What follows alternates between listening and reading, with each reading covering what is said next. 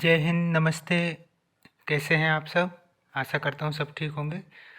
23 दिसंबर का current affairs है, जिसमें कुछ प्रीलिम्स के लिए महत्वपूर्ण बिंदु हैं जिस पर अपन चर्चा करते हैं। आईपीएल 2022 की मेगा नीलामी 12-13 फरवरी को बेंगलुरु में होगी। कहाँ पर होगी? बेंगलुरु में। आईपीएल 2022 के लिए खिलाड़ियों की नीलामी अब 12 और 13 फरवरी को बेंगलुरु में होगी। हालांकि बीसीसीआई ने अब तक इस मेगा नीलामी की डेट की आधिकारिक घोषणा नहीं की है, लेकिन फ्रेंचाइज मालिकों ने पुष्टि की कि इस तारीख को नीलामी का आयोजन किया जा सकता है। नेशनल फार्मर्स डे 2021 यानी कि भारत में 23 दिसंबर को ही क्यों मनाया जाता है किसान दिवस, यानी कि किसान दिवस के बारे में कि किसान दिवस कब मनाया जाता है? 23 दिसंबर को, यही याद रखना ज़रूरी है। यह दिन किसान नेता व देश के 5वें प्रधानमंत्री चौधरी चरण सिंह की जयंती के मौके पर मनाया जाता है। क्वेश्चन ये भी बन सकता है कि किसान दिवस किस प्रधानमंत्री की जयंती के मौके पर मनाया जाता है? तो ये हो जाएगा अपना देश के 5वें प्रधानमंत्री चौधरी चरण सिंह की जयंती के मौके पर मनाया जाता है। राष्ट्रीय किसान दिवस को चरण सिंह जयंती के रूप में भी मनाया जाता है। वैसे विश्व के अलग अलग देशों में विभिन्न तारीखों को किसान दिवस मनाया जाता है। राष्ट्रीय किसान दिवस पूरे राष्ट्र में बड़े उत्साह एवं रुचि के साथ मनाया जाता है। भारत मुख्य रूप से गाँव का देश है और गाँव में रहने वाली अधिकांश आबादी किसानों की है और कृषि उनके लिए आय का मुख्य स्रोत है। केंद्र सरकार का बड़ा फैसला, जेड+ कैटेगरी की सुरक्षा में तैनात होंगी महिला कमांडो।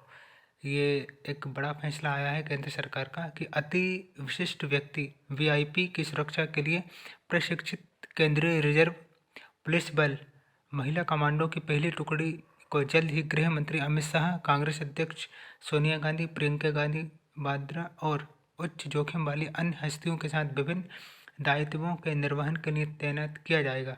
सीआरपीएफ ने अपनी वीआईपी सुरक्षा इकाई में 32 महिला कमांडो की अपनी पहली टुकड़ी को तैयार किया है और अब इन्हें दिल्ली में स्थित शीर्ष जेड+ सुरक्षा घेरा प्राप्त लोगों की रक्षा करने का काम सौंपा जाएगा।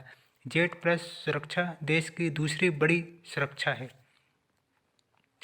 अब ये कुछ वन लाइन फैक्ट क्वेश्चन है, इन पर नज़र डाल लेते हैं।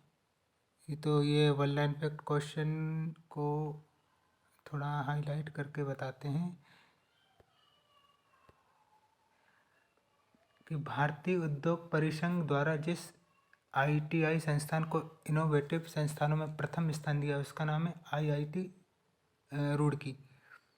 दूसरा है कि वह राज्य सरकार जिसने ट्रांसजेंडरों को पुलिस में 1% आरक्षण देने की घोषणा की, यानी कि 1% आरक्षण देने की घोषणा की है कर्नाटक सरकार ने। ठीक है।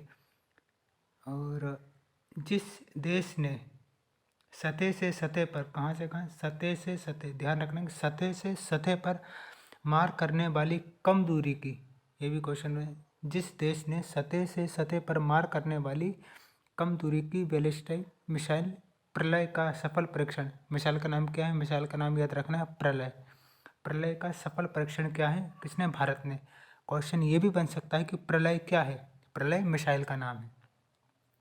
वह देश जिसने 19 दिसंबर 2021 को, कब? 19 दिसंबर 2021 को घोषणा की कि वह सिनेमाघरों में रिलीज होने वाली फिल्मों पर अब सेंसर नहीं लगाएगा। यूएई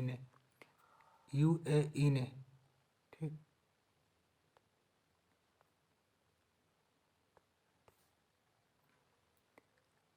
और भारत में हर साल क्या है कि भारत में हर साल जिस तारीख को राष्ट्रीय किसान दिवस मनाया जाता है, ये आ गया 23 दिसंबर को, ये भी याद रखना है।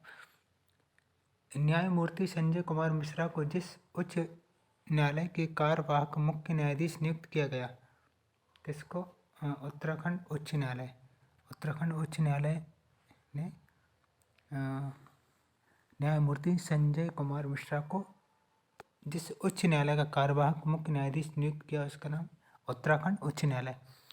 हुरून रिसर्च इंस्टीट्यूट को एक रिपोर्ट के अनुसार अमेरिका एवं चीन के बाद यूनिकॉर्न कंपनियों के मामले में जो देश तीसरे स्थान पर पहुंच गया वो है भारत।